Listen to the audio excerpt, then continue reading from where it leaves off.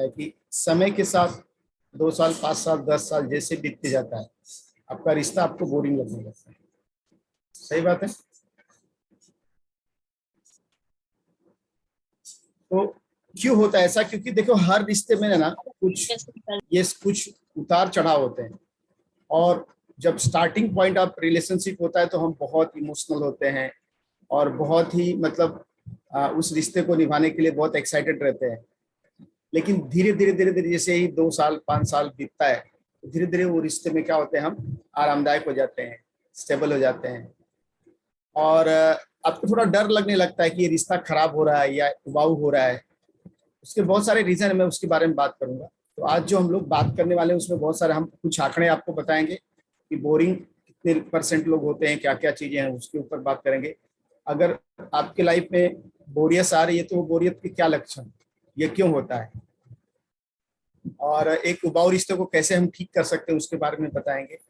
और आपका रिश्ता क्या बचाने लायक है क्या, कि हम 5 अलग अलग टॉपिक्स पे आज बात करेंगे कि रिलेशनशिप को कैसे हम ठीक करें। तो देखिए, बहुत बार होता है ना, सर्वेक्षण किया गया कि पूछा गया लोगों से कि आप बोर होते हैं क्या लाइफ में, तो 93% लोग ऐसे मिले जो बोले कि हाँ हम बोर होते हैं रिलेशनशिप में। 7% लोग जो थे खाली वही बोले कि नहीं, वो बोर नहीं होते हैं। तो बहुत बड़ा आंकड़ा है। दूसरा दूसरा जो आंकड़ा है वो ये है कि कितना बार लोग बोर होते हैं। तो 1 से 3 बार बोर होने वाले 1 to 66% लोग थे, और 3 से 5 बार 22% लोग हैं, और 5 से 10 बार जो है 10% है, और जो लोग हमेशा होते हैं वो 2% लोग हैं। कि इसका रिश्तों में प्रभाव क्या पड़ता है कि अगर आप बोरियस महसूस करोगे, बोर होता है रिलेशनशिप, तो क्या है, उसका क्या इफेक्ट होता है। मतलब आपका जो है वो स्ट्रगल चालू हो जाएगा। ठीक है, आप खुद को अनसेटिस्फाइड और टायर्ड फील करेंगे हमेशा। मतलब ज्यादा से ज्यादा समय आप उदासीन महसूस कर सकते हैं। ठीक है, तो और आपका जो रिश्ता नीरस हुआ है वो, उसको आप वापस उसमें एक्साइटमेंट ला सकते हैं। तो ये करने के लिए आपको क्या करना पड़ेगा वो हम आगे बताते हैं आपको। कि आपका जो रिश्ता है, देखो रिश्ते जो उबाऊ हो रहे हैं ना, उसमें बहुत सारे संकेत हैं। अगर आप देखेंगे तो आपको कुछ संकेत दिखने चालू हो जाते हैं। जैसे कि आप अपने जीवन साथी के जीवन की भावनाओं या रुचियों के बारे में दिलचस्पी महसूस नहीं करते। जो आपका पार्टनर है ना, उसकी इमोशंस को या उसके पसंद को आप कुछ ध्यान नहीं देते हो। दोनों में से कोई भी एक ऐसा करता है तो ये उसका संकेत है कि आपका रिश्ता जो है उबाऊ हो रहा है। आप एक दूसरे पर उतना ध्यान नहीं देते जितना आपने अपने रिश्ते की शुरुआत में दिया था। जब मैरिज हुई थी आपकी 1 साल 2 साल, तो आप एक दूसरे के हर चीजों का केयर करते थे, वैसा आप अभी नहीं कर रहे। ठीक है, अपने रिश्ते के भविष्य के बारे में सोचकर आप असहज या दुखी महसूस करते हो। मतलब आप, अरे ये तो बहुत बोरिंग है यार, ये तो मेरे बारे में कुछ सोचता ही नहीं है सामने वाला, ऐसा आप सोच के, और आपको दुख हो रहा है, तकलीफ हो रही है। आपको अपने पार्टनर के साथ तो समय बिताना अच्छा नहीं लगता है, लेकिन आप दूसरों के साथ बहुत टाइम बात करोगे, बहुत टाइम ये करोगे, लेकिन अपने पार्टनर के साथ आपको मजा नहीं आता बात करने। तो ये भी उबाऊ रिश्ते का एक संकेत है। आप चाहते हैं कि आप अपने जीवन साथी या अपने रिश्तों को बदल सकें। इसका मतलब कि आपको लगता है कि नहीं, इसके साथ मुझे नहीं रहना चाहिए। आपको ऐसा लगता है कि आप दोनों में से कुछ भी, आप दोनों में कोई भी चीज समान नहीं, इक्वल नहीं।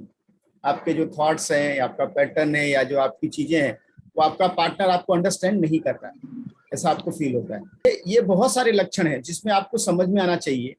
आपको बात करने के लिए चीजों को खोजने में बहुत मुश्किल होती है कि अब मैं क्या बात करूं मेरे पार्टनर के साथ, मेरे हस्बैंड के साथ या मेरी वाइफ के साथ में क्या बात। आपको जो मुश्किल लगने लगता है, आपको एक साथ समय बिताना अच्छा नहीं लगता है। ठीक है, आप अक्सर अपने साथी से या इसके विपरीत चिढ़ या नाराज महसूस करते हैं। आप अब अपने प्रति आकर्षित महसूस नहीं करते हैं। एक दूसरे के लिए अट्रैक्शन आपका नहीं बचा हुआ है। आप एक दूसरे की सराहना नहीं करते हैं, एक दूसरे को अप्रिशिएट भी नहीं कर रहे हैं। तो ये बहुत सारे लक्षण हैं जो कि आपके रिश्ते को बोरिंग कर रहा है। ये जो लक्षण अगर हैं तो आपका रिश्ता मतलब बोरिंग की तरफ जा रहा है। तो यहाँ पे आप देख सकते हैं कि एक उबाऊ रिश्ते की अक्सर पहचान जो रुचि है, स्नेह है और ध्यान की हानि से होती है। मतलब अगर ये नहीं है तो आपका रिश्ता उबाऊ होने लगता है। अपने रिश्ते में सहज होना अच्छी बात है, लेकिन बोरियत यह संकेत दे सकती है कि चीजों को बदलने की जरूरत है, आपको थोड़ा चेंज होना पड़ेगा। देखिए क्या है, आपके साथी के साथ आपके रिश्ते की शुरुआती दिन उत्साह की भावनाओं और एक दूसरे के साथ समय बिताने की तीव्र इच्छा से भरे हुए थे। हालांकि उन शुरुआती भावनाओं की तीव्रता अक्सर समय के साथ कम हो जाती है। शक्तिशाली जुनून की बजाय आपके रिश्ते में निकटता, विश्वास और अंतरंगता की बढ़ती भावना विकसित होती है। इसका मतलब क्या हुआ कि जो आप एक दूसरे पे जो ट्रस्ट रख रहे थे, आपकी फिजिकल इंटीमेसी थी, आपके रिश्ते में जो निकटता थी, वो जो है ना धीरे धीरे कम होने लगती है। ठीक है, तो ये बहुत सारे कारण है जिसकी वजह से आपके रिश्ते में प्रॉब्लम चालू होती है।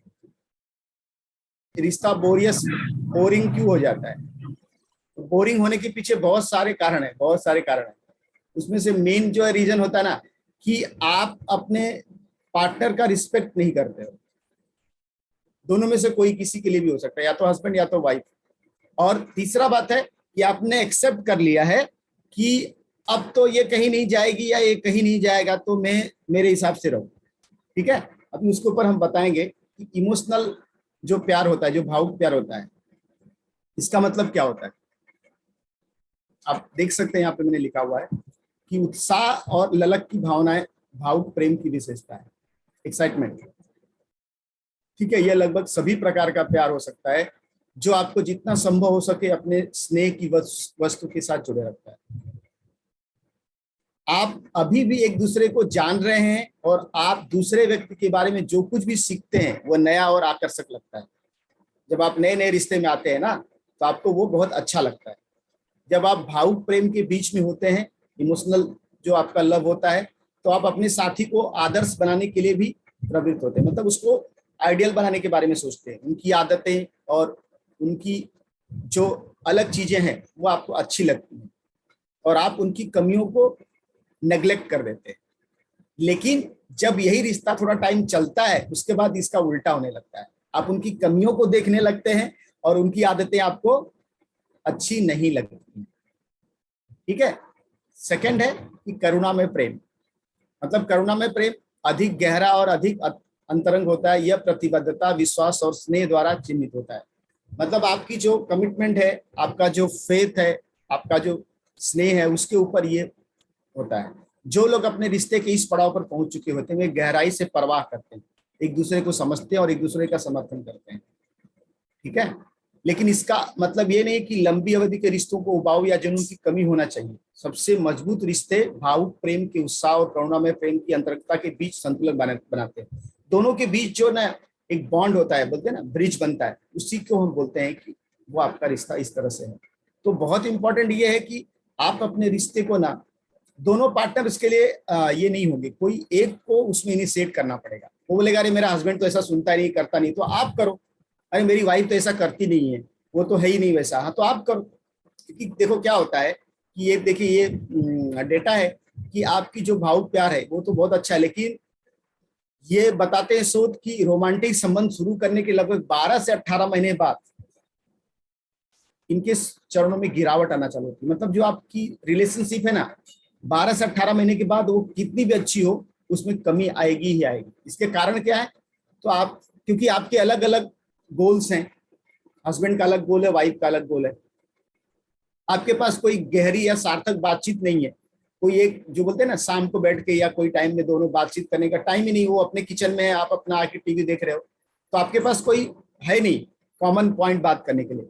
अपने रिश्ते में बने रहने के लिए अपने लक्ष्यों को आपने छोड़ दिया है। जैसे अभी लेडीज है, पहले तो बहुत सारे ड्रीम्स थे, अब जैसे ही फैमिली में आई, बच्चे हो गए, ये हो गए, तो आप बच्चों के ऊपर ध्यान है, हस्बैंड के ऊपर, घर पे ध्यान है, लेकिन अपना जो गोल्स था उसको छोड़ दिया उन्होंने।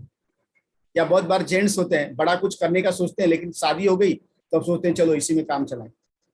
तो आपके अपने शौक नहीं है, जो आपके कुछ हॉबीज है वो नहीं है आपके पास। तो ये बहुत सारे कारण हैं। और आप अपने रिश्ते में जो है ना और नया कुछ करने के बारे में सोचना बंद करते हैं। शुरुआत में आके बहुत कुछ देखते हैं आप, लेकिन जैसे ही 2 साल 3 साल बीत जाता है ना, तो आप, इसलिए आप बोरियत से निपटने का प्रयास नहीं करते हैं। जो भी उबाऊ रिश्ता हो रहा है ना, उसको आप निपटने के लिए कुछ सोचते ही नहीं। तो एक जो बोरियस वाला रिश्ता उसको ठीक करने के लिए क्या करें? ये क्या करता है, आपका निगेटिव इंपैक्ट आपके बॉडी पे डालता है। एक स्टडी किया गया है, उसमें पाया गया है कि जिन लोगों ने अपनी शादीशुदा में उबाऊ महसूस होने की सूचना दी, वो 9 साल बाद अपने रिश्ते से कम संतुष्ट थे। ठीक है, जो लोग ने बोला कि मैं अपने रिश्ते में बोर हो रहा हूं, तो वो अपने रिश्तों से संतुष्ट नहीं थे। और हाल में शोध में पाया गया है कि लोगों की विविधता और नवीनता के लिए एक अंतर्निहित मनोवैज्ञानिक आवश्यकता हो सकती है, जो बताती है कि उबाऊ रिश्ते चुनौतीपूर्ण क्यों हो सकते हैं। रीजन क्या है इसके पीछे? तो रीजन ये है कि अपने रिश्ते को बेहतर बनाने के आपको खुद से कुछ सवाल पूछकर शुरुआत करनी चाहिए। ठीक है, क्या आप ऊब गए हैं या आप बस सहज हैं? यदि आप दोनों में भ्रमित हो रहे हैं तो यह आपकी अपेक्षाओं के बारे में सोचने में कुछ समय बिताने के लायक हो सकता है। और क्या आप रिश्ते से बाहर निकलने की उम्मीद करते हैं? देखो, प्रॉब्लम तो सबके लाइफ में होता है, लेकिन क्या आप जब अपने रिश्ते से ऊब गए हो, अपने पार्टनर से ऊब गए हो, तो क्या आप उसको ठीक करने के बारे में कुछ सोच रहे हो कि जैसा चल रहा है चल रहा है, आप उसको टाइम बिता रहे हो, चलो ठीक है ना, अब तो कुछ नहीं हो सकता है, चलो अब तो बच्चे हैं, समाज है, इसको छोड़ भी नहीं सकते हैं, ये भी नहीं कर सकते, खींच रहे हैं। ऐसा नहीं होना चाहिए। ठीक है, आपके रिश्ते में कौन से पहलू नीरस लगते हैं, यह जानना कि आप किन क्षेत्रों पर ध्यान केंद्रित करना चाहते हैं। समाधान मिलने पर आपको दिशा की भावना हो सकती है। देखो, क्या समाधान आप अगर ढूंढोगे तो मिलेगा ना, समाधान आपको ढूंढना नहीं तो कहां से मिलेगा? बोलोगे अरे वो तो मेरे पार्टनर को पढ़ा ही नहीं इसके बारे में, तो आपको पढ़िए ना, रिश्ता दोनों का है। अपने को रिश्ते को कैसे ठीक करें, तो उसके लिए आपको कुछ करनी पड़ेगी, अपनी दिनचर्या को आपको बदलना पड़ेगा। समझ में आ रहा है मैं क्या बता रहा हूं? चैट बॉक्स में कुछ डालिए आप, एस नो, समझ में आ रहा है कि नहीं आ रहा है? तो ठीक करने के लिए क्या करना है आपको? अपनी दिनचर्या बदलें। ठीक है, मतलब जैसे ये नहीं कि सुबह जल्दी उठ रहे हैं तो पता चल रहा है कि वाइफ किचन में है, हस्बैंड अपना अपने हिसाब से, दोनों जन कुछ एक योगा, प्राणायाम या कुछ जो भी चीज है, या कुछ वॉकिंग करना 15-20 मिनट, आधा घंटे का एक ऐसा बनाए वर्कआउट की, सुबह या शाम जो भी आपको कंफर्टेबल टाइम हो, कि दोनों साथ में जाएं, वर्कआउट करना शुरू कर दें। एक साथ नई जगहों पर जाएं, कहीं घूमने के लिए कभी आप महीने में एक आध बार समय निकालें। कोई एक ऐसा प्रोग्राम है टीवी का या देखना है, दोनों साथ में देखें वो प्रोग्राम। ठीक है, एक साथ कोई खेल या कोई संगीत का कार्यक्रम में जाएं, आप कोई एक लंबी पैदल यात्रा पे जाए, मतलब वॉकिंग जो है ना, आधा एक घंटे का वॉकिंग, कोई भी चीज है ना, एक अपनी फोटो बुक बनाए, आपकी पसंदीदा यादों में से जो है वो पर उस ये करें। ऐसा नहीं कि आपकी सादा 10 साल 15 साल शादी हो गया तो आप डेट्स पे नहीं जा सकते, आप जाएं डेट्स पे। ठीक है, थोड़ा दोनों जन, बच्चों को घर पे छोड़ के अकेले जाएं, या तो छोटे बच्चे हैं तो उनको मैनेज करें कुछ करके। और दूसरी बात है कि आप अपने इस रिश्ते को ठीक करने के लिए अगर उबाऊ हो रहा है तो आप काउंसलर की हेल्प जरूरी है। क्योंकि हम लोग को क्या लगता है ना कि हमारे शरीर के लिए, हेल्थ के लिए कुछ प्रॉब्लम हो गया ना, बुखार सर्दी खांसी, तो हम डॉक्टर के पास जाए, नहीं ऐसा नहीं है। जैसे ही आप इमोशनल इम्बैलेंस होते हैं ना, जैसे आपके इमोशंस, तब आपको काउंसलर की हेल्प लेना बहुत जरूरी है। हम इस चीज के ऊपर ध्यान नहीं देते हैं, ये बहुत इंपॉर्टेंट है कि आप कोई भी जो एक्सपर्ट है उसके साथ ही करें। बोरियत महसूस करने का मतलब ये नहीं कि आपका रिश्ता बर्बाद हो गया। एक साथ काम करके आप अपने रिश्तों में जोश और उत्साह वापस लाने के तरीके खोज सकते हैं। एक साथ समय बिताना, अपने विचारों को बदलना और नई चीजों को आजमाना, ऐसी रणनीतियां हैं जो आपको मदद कर सकती है अपने रिश्ते को फिर से ठीक करने के लिए। ठीक है, ये बहुत इंपॉर्टेंट पॉइंट है। अब देखना यह है कि क्या रिश्ता बचाने के लायक है क्या। कभी कभी ऐसा हो सकता है कि बहुत ज्यादा प्रॉब्लम है तो आप डिवोर्स के बारे में सोच सकते हैं, बट वो लास्ट पॉइंट होना चाहिए। लेकिन अगर रिश्ता को आप बचा सकते हैं तो उसको बचाइए। तो आपको ढूंढना पड़ेगा कि रिश्ते को बचाने के लिए क्या क्या करना है। ठीक है, आपके रिश्ते की शुरुआती उत्तेजना कम होने लगती, इसका मतलब ये नहीं कि प्यार फीका या कम हो जाता होगा, क्योंकि थोड़ा दिन के बाद वो एक्साइटमेंट नहीं रहेगी हस्बैंड के अंदर जो पहले थी। तो आपको लगेगा अरे ये तो अपने काम से ही इसको फुर्सत नहीं है। उसको कभी कभी ऐसा माहौल बनाओ आप, चलो ये करते हैं साथ में, कुछ ऐसा तरीका खोजो। ये नहीं कि ऑर्डर दो, ऑर्डर देके किसी से कुछ कराया नहीं जा सकता। उसको ऐसा माहौल बनाओ कि सामने वाला उसमें शामिल हो जाए, कोई ऐसी चीज करो। ठीक है, सबसे पहले रिश्ते में निवेश करना चुने और अपने साथी से जुड़ने के नए तरीके खोजें। देखो कि आपकी वाइफ किस चीज में ज्यादा इंटरेस्ट है, किस चीज से वो खुश होती है, वो चीज उसको दो। या आपका हस्बैंड को क्या पसंद है, कुछ खाने में या कुछ चीजों में, जो उनकी पसंद की चीजें, उस चीजों के थ्रू आप उनके साथ जुड़ सकते हो। ये आपको ढूंढना पड़ेगा। उनकी पसंदीदा कोई डिश है, या उनका कोई पसंदीदा चीज है, या उनके उनके रिलेटिव फ्रेंड्स हैं। कभी कभी आपको लगता है उनके भाई बहन को या ज्यादा रिस्पेक्ट देंगे तो भी उनको अच्छा लगता है, तो वो भी आपको करना चाहिए। आपको ढूंढना पड़ेगा तरीका कि अपने पार्टनर को खुश करने के लिए वो किस तरह से खुश होता है। लेडीज है, जैसे उनको गिफ्ट पसंद है, कभी दिवाली आ रही तो कुछ गिफ्ट दे दो, या कोई चीज जो आपके कैपेसिटी के 2000, 5000, 10,000, 50,000 जो भी, तो कुछ गिफ्ट दे दो, या कोई ऑर्नामेंट्स दे दो, उनको बहुत अच्छा लगता है। तो चीजें आपको एक कोई नया एक्साइटमेंट लाना पड़ेगा। फिर कहीं साथ में मूवीज देखने को जाओ, बहुत सारे तरीके आपको खोजने पड़ेंगे। कुछ लोगों को लग सकता है कि स्थिति निराशाजनक है और वो के साथ रहते हैं, तो जो अनसेटिस्फैक्शन है और जो हैप्पीनेस नहीं है, वो क्या होता है, उससे क्या होता है कि आपकी स्थिति ज्यादा खराब होने लगती है। तो उसको ठीक करने के लिए आप एक नया उसमें कुछ और ऐड करना पड़ेगा, एक्साइटमेंट क्रिएट करना पड़ेगा। मान लीजिए कि आप तय करते हैं कि आपका रिश्ता बचाने लायक है, उस स्थिति में पहला विकल्प अपनाकर सामना करना महत्वपूर्ण। अपने रिश्ते में इस तरह से निवेश करें जिससे आपकी खुशी बढ़े और आपके रिश्ते में सुधार हो। मौन में पीड़ित होने से केवल आक्रोश और असंतोष की भावनाएं पैदा होंगी, जो लंबे समय में आपके रिश्ते को और अधिक नकारात्मक रूप से प्रभावित करेंगे। ठीक है, जब आप अनसेटिस्फाइड होंगे, जब आप गुस्से में होंगे, तो आपकी जो इमोशंस है वो जो है आपके रिश्ते को खराब करते हैं। ठीक है, गुस्से में आदमी कुछ भी बोल देता है। दूसरी बात है कि अगर आपके रिश्ते को बचाना है तो पुरानी बातों को मत लाइए। बार बार तुम्हारी माँ ने ये किया, तुम्हारे बहन ने वो किया, तुम्हारे लोग ऐसे, तुम ऐसा है वैसा है। वाइफ बहुत ज्यादा बोलती है, हस्बैंड भी बोलते हैं तुम्हारे मायके के लोग तो ऐसा करते हैं, तुम तो अपनी माँ की सुनती हो, ये करती वो करती, ऐसा वैसा। फोन, अरे भाई माँ से जुड़ी थी, थोड़ा बहुत तो करेगी। तो ये दोनों को बैलेंस करना। ये नहीं कि लेडीज लोग का सबसे बड़ा प्रॉब्लम कि ज्यादातर वो अपने मायके से कनेक्ट होने की सोचती है। आपको अपने मायके से बहुत कम कनेक्ट रहना है। अगर आपको अपना परिवार सही से चलाना है तो आपको अपने मायके से कम कनेक्ट होना बहुत इंपॉर्टेंट है। अगर आप उससे ज्यादा कनेक्ट होंगी, ये आपके रिश्ते को खराब करेगा। इसी तरह जेंट्स लोग को, आप जब मैरिज हो गया तो अपनी वाइफ को भी इंपॉर्टेंस दो। ये नहीं कि अपनी माँ बहन को इंपॉर्टेंस बंद मत करो, लेकिन वाइफ को भी इंपॉर्टेंस उतना देना देना पड़ेगा। आपको लग रहा है खाली मेरी माँ इंपॉर्टेंट है, बहन इंपॉर्टेंट है, फैमिली, तो गलत है। तो आपको उसको इंप्रूव करना पड़ेगा। यही चीजें हैं जो आपके रिश्ते को बोरियस की तरफ लेके जाना जाता है।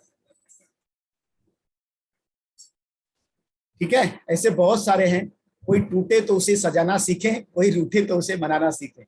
रिश्ते तो मिलते हैं मुकद्दर से, बस उन्हें खूबसूरती से निभाना सीखे। जबरदस्त लाइन है कि इसको आपको करना पड़ेगा फॉलो। और थैंक यू वेरी मच।